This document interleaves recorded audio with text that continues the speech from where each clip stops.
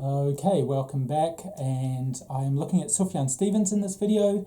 I'm going to have to do it in two parts, I think, because I have so many CDs from Sufjan. I've essentially collected everything that he's released on CD. I even have some vinyl, but I'll just focus on the CDs. I do like to try and do in these individual videos in date order, but I actually just am going to go through from jewel cases to digipacks and a couple of box set things. And I'll just start with maybe some of the, not the very early, but some of the standout albums that a lot of people will know. So I'll start with Seven Swans. So this isn't in date order, but I'll put it in date order in the description. And Seven Swans, it's not the first CD I got. I'll get to that in a moment. But it certainly is his more folky kind of music. So people who are really into his folk sound, sort of more authentically folky sound, will know of this album and will have gotten into this album. And then, of course, he's quite mercurial in his musical taste. He'll shift around. Sometimes that can be quite disruptive for people.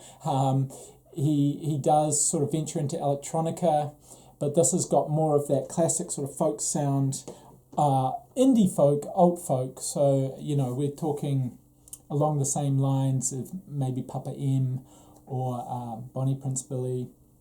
But he's always got this lushness because of his voice. And then he switched it up when he came out with, now I should maybe put these up in order. They sort of came out back to back, but 2003 for one of these, and then they don't always put the date on the back in a way that I can see it. But I'll start with Come On Feel the Illinois. So Come On Feel the Illinois is when he proposed that he was going to do an album for every state. And of course he never did that. And I was thinking, yeah, that's 50 albums. That's quite an effort. But he came out with this one, and he came out with Michigan as well, which is Greetings from Michigan, the Great Lakes State.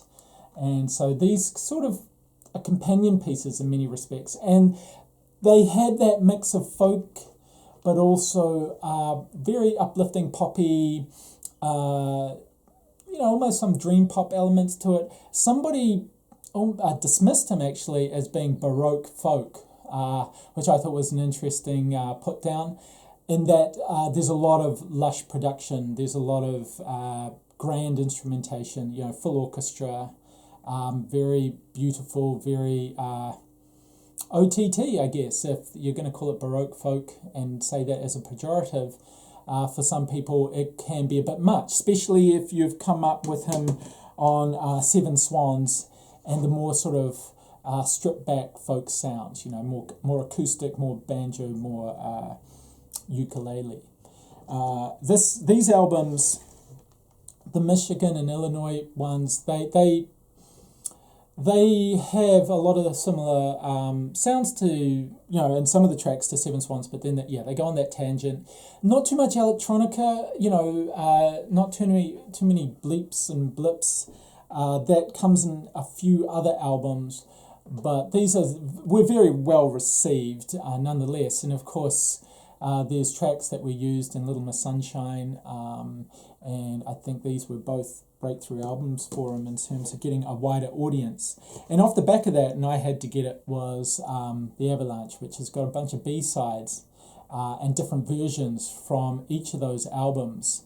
So these are sort of a trio now of particular sound, that Baroque folk. I actually quite like that as a positive term, because it is, it's very high production values, and then it's his voice. His voice just cuts through.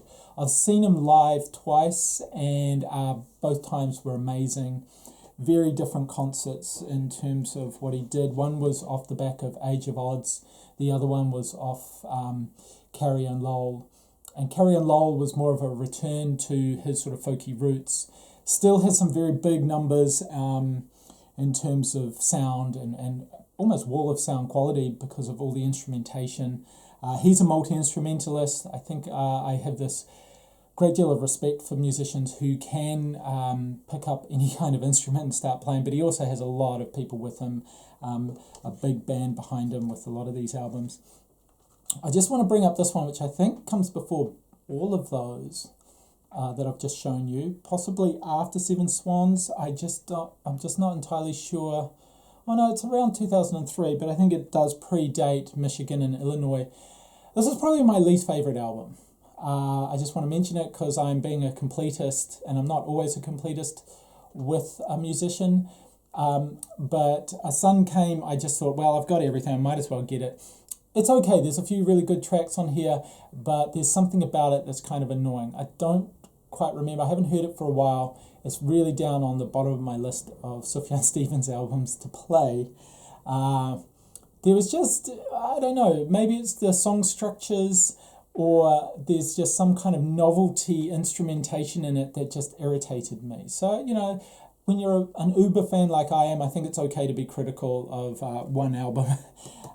So that A Sun Came, I just sort of got it because I had gotten everything else. Another one that could be dismissed as problematic is Enjoy Your Rabbit, which is an album based on Chinese zodiacs. So there's Year, the monkey, rat, ox, tiger, and things like that, rooster, dragon, and a few others besides. I think he's sort of added a few jokey ones in there. Now this is where he goes off into electronica. Again, it's from 2003, so he's very prolific around this 2003 era. I believe this predates Michigan and Illinois as well, but obviously not by much. It's very long. There's some beautiful, beautiful electronica ambient music on here, but there's also some quite confronting, noisy, glitchy, unsettling tracks on here as well. So it's quite unusual for him. It's definitely less folk, more electronica, more sort of along the same lines as Aphex Twin or something like that. But I love to see that kind of experimentation.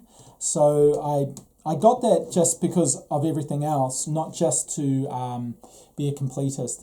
This was one I got fairly early on, and I've said this before, because I'm a fan of the likes of Autechre and Aphex Twin, I don't find it too challenging, but at the same time, you know, you've got to be in the mood for it. It's one of those. I mean, I'm always in the mood to listen to Sufjan Stevens, but not necessarily that album, Enjoy Your Rabbit.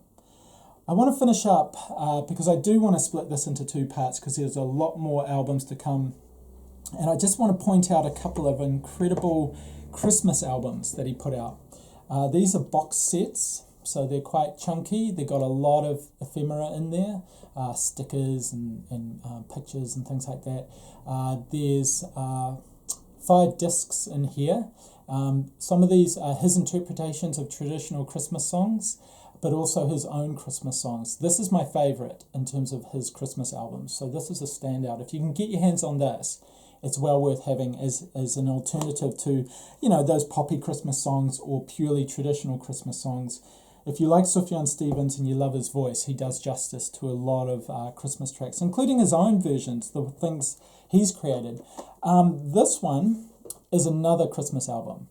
So that one is called Songs for Christmas, the one I just showed you, and this one's called Silver and Gold. This one took a while to get used to. It's a little bit different as the cover, and I should show the back. I'm not always flipping things around, but yeah, you can see this. If this looks cacophonous and a little bit crazy, then that gives you a good indication of what this version of Christmas songs is like. So not as pretty, not as traditional. There are some traditional ones in here and his interpretations of them, but there's more of an electronica vibe, a funkier vibe, a party vibe to that Silver and Gold version of Christmas songs.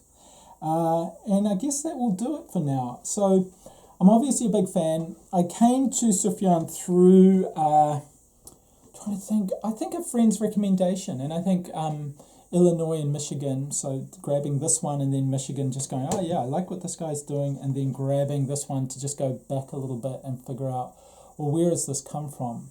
Although I'm looking at that now and I'm saying going back, I guess it was going forward because that's 2004, and that sort of came after Illinois and Michigan, so correction. Anyway, check. I will get them in date order in the description, so just check that. So I mean, he will have been touring and playing as a sort of a folk, alternative indie folk musician. It's just what he does with that is entirely up to him. I've seen him play versions of his tracks in an acoustic way, but also in a full orchestral way. So that's really interesting, and I like it when a musician doesn't just play the album as it is on the album. Although, having said that, with The Age of Odds, he did sort of do it as a whole album experience, including the very long track at the end, which was incredible to see because it took a lot of energy to get through it. So yes, please do come back for the second part of this, and we'll have a look at his other albums that I've got looking at right there over to one side in digipack format. So yeah, see you soon.